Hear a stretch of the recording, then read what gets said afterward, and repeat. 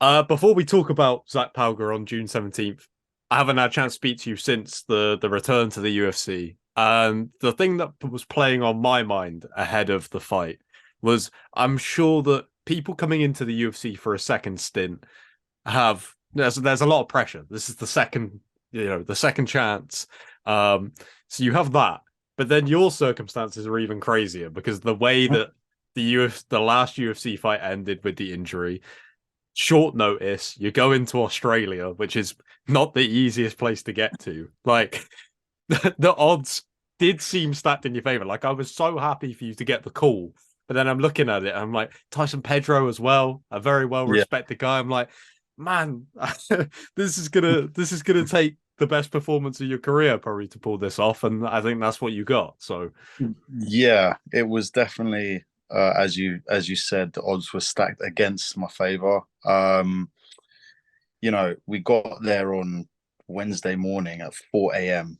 and I fought on Sunday morning at 10 a.m. So I really had like kind of 2 or 3 days to adjust to the time and the climate and stuff, which was amazing, by the way. It was freaking hot, it was lovely. It's a nice change to the British cold weather. So that was nice. I've never been to Australia before either. um but yeah, no, obviously I went in there with the intention of winning. I didn't go in there with the intention of just participating.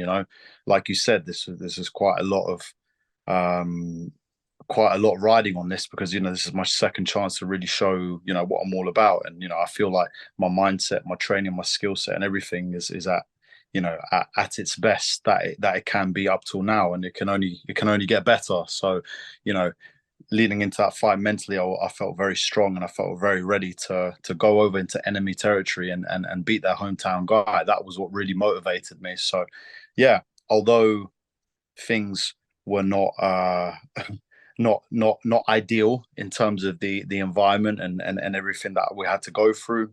We got the job done, and that's the main thing. And now I've clearly, stabbed my foot into the door of the UFC, and now it's time to really knock it down. there's a lot of like obviously I talk to a lot of guys that are in Cage Warriors that are coming up through the ranks, and the talk is always that there's no better way to prepare yourself for the UFC. Like it's kind of as close as you're gonna get without the scale of the UFC. Having been a two-time Cage Warriors champion and now in your second stint in the UFC, how much did that help going back to Cage Warriors? Because I remember the first fight very much felt like you just getting back into the swing of things, and then the Chuck Campbell fight was like, okay, now the momentum's going kind of thing. So Yeah. it felt, at least from watching it, that like not only we always talk about Cage Warriors being this great place for prospects who are looking to go to the Mhm. big show, but as someone who has already been there and then came back, how was it going between the two? Yeah, obviously I had a lot of kind of talks and potential negotiations with other promotions and stuff like this because initially we didn't know what we were going to do. We didn't know if we were going to go to Cage Warriors or not, and it just so happened that my manager said this is as you said, this is the best place for, this is like the breeding ground for European talent, and it's the best place to kind of show yourself in the European marketplace because it's got so many eyes on it. You've got a UFC Fight Pass, and everyone tunes into it. One thing I must say is that they're running much smoother than they did previously. Hmm. Everything I feel is done even better than it was done before. Like from getting your hands wrapped to getting the gloves, everything's like clockwork. Very similar to the UFC. Very similar to the UFC. Everything's done on time. The weigh-ins are done very good. Like it was realistically, it wasn't much, like you said, it wasn't much of a downgrade. It was only just obviously on a much smaller scale. And there's less media stuff that you have to do for Cage Warriors as you do for the UFC and stuff like this. But aside from all of that, yeah, it kind of prepared me very well to be back into the UFC, and kind of switching in between the two. It almost felt like a little bit weird, from being around the the people that were working for the UFC, and then being for the people that were working in Cage Warriors. But every single time I've kind of went back and forth, it's always a nice sort of like nostalgic moment between me and the staff, like, oh, Yeah. like, welcome back, how's it going, this and that. So but yeah, nah, Cage Warriors run it very well. It's the prime show prime place for Europeans to showcase their talent. And yeah, it's ultimately the entry into the UFC. And you win, you become a champion there. That's usually what's going to end up happening.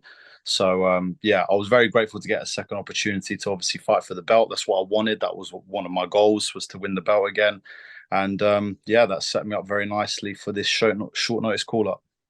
One of the things that I hadn't really considered until you were talking about it then, with Cage Warriors, where you get the belt and then it's either you're probably going to go to the UFC or maybe a title defense or two, and then you're gone. But with the heavier weight classes, it seems to be a lot sooner just because of the lack of guys out there that you can that they can find to fight you. Like with the second time around after you've beaten Chuck Campbell and become the two-time champion, it was like, well, that's kind of the end of this run. Like it might as well go back. But how did that affect the first stint in the UFC? Did you feel when you went to Cage Warriors and then the UFC, like everyone knows it's a big leap, everyone always talks about that, but like how well prepared did you feel for the UFC that first time around? I was very well prepared. I don't think I could have been any more prepared at the time. Um, Definitely losses help you learn a lot of things, and sometimes it's not things that are so vast or so massive. It's just like small little intricacies and things that are kind of more behind the scenes, or outside of the box, as opposed to like the in your face, like kind of very obvious things. um I fought very high level competition. I asked Cage Warriors for step up in competition. We've got Wojciech, who's ranked one of the top guys in Europe. Then Hamlet, another guy's ranked top in Europe. Nasilia, exactly the same. So, they found me very good guys, and that was my chance to prove myself, and I did so. So, and then Mihalidis was another, again, top prospect in Europe. So, beating all of those guys, I was definitely ready. In my first stint, I just wasn't, maybe mentally. I was definitely skill wise prepared, even though my Mhm. skills have leveled up massively since then. But um, I kind of rushed a little bit. You notice how some guys who are reaching the top or the pinnacle of the sport, they usually take their time. Jamal Hill, little by little, opponent by opponent, it's progressively getting tougher and tougher. Ian Gary, the same thing. Now he's in the top 15, but again, you're doing things the right way. It's also a business. It's not just going in there and fighting people. As much as I would like to go and fight the top 15 straight away, maybe mentally everything's not there. Maybe they've had more experience than you, and certain things, and these are things that do play a part, when it comes to getting wins inside the octagon in the UFC. So you know it was a massive confidence builder in, and I had to learn a lot. I had to learn a lot. I couldn't have learned those lessons if it wasn't for those losses and if it wasn't for such a tragic injury. So I'm thankful for the whole experience. But yeah, no, everything has happened exactly how it should have. Mm. Obviously, Zac Pauga, next opponent, very different kind of journey into the UFC. Was on the Ultimate Fighter as a heavyweight and is now moving down. Which I find it difficult to talk about the way that he matches up against other opponents because the majority of the footage I've seen of him was as a heavyweight on the Ultimate Fighter, and I was like, oh, okay, he's like a fast moving counter striker at heavyweight. But now at light heavyweight, I see the way that both of you kind of fight different opponents in the way that like you can play the matador role so well and staying at range, and that's kind of what he does. But that was against bigger, stronger heavyweights where his speed was the main thing. When you look at his game, how do you see the matchup going? Because it very much feels like he was doing to heavyweights what you do to light heavyweights, if that makes sense. Yeah, I mean, look, he's not a heavyweight. He's definitely a light heavyweight fighter. He wanted to be on the season of the Ultimate Fighter, and they were doing heavyweight. So, and obviously with weigh-ins being like weekly for them, it made sense for him to move up. He's more of a natural light heavyweight. If you look at his fights on Cage Warriors, it's funny because I've had my eye on him, kind of like with one eye open, looking at him for since I signed back to Cage Warriors, because I was like, potentially I could fight this guy. And now it's mad that we are fighting, but not in the Cage Warriors, in the UFC. So that could have been a potential title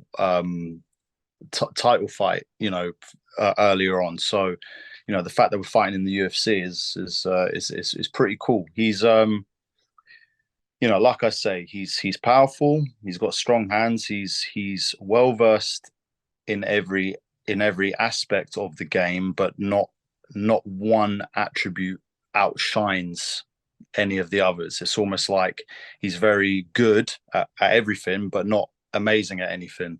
So, you know, of course, he wants to get into the clinch against guys, especially who want to keep that range. Where, like you said, speed is not a factor anymore. Probably I would have the speed advantage in this fight.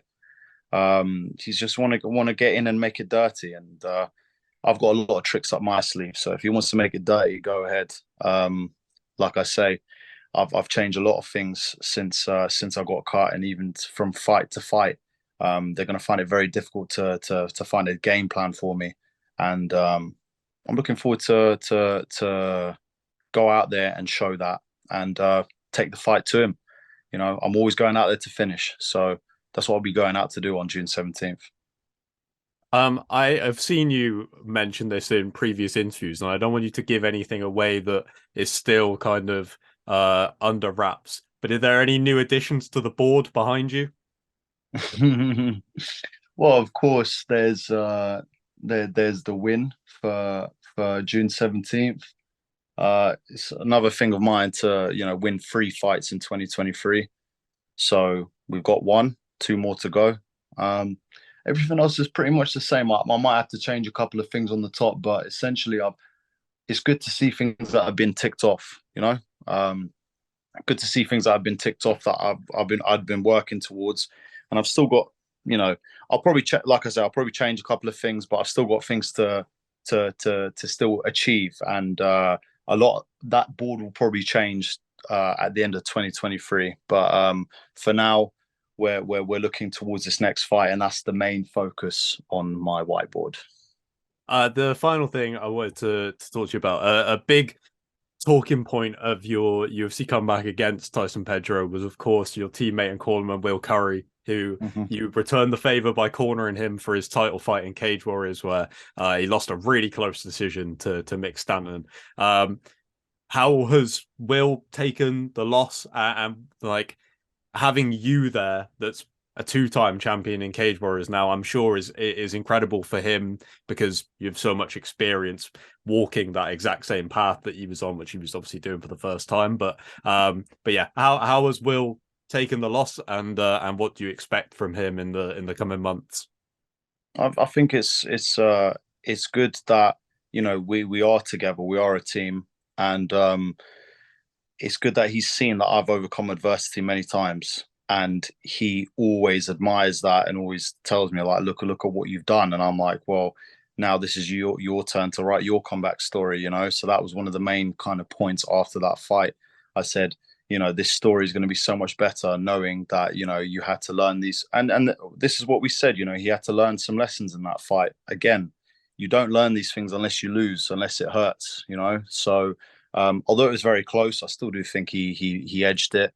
But I'm kind of thankful that maybe it didn't go his way, because now he's able to correct those errors and to look much better for his future fights. So he's in very good spirits.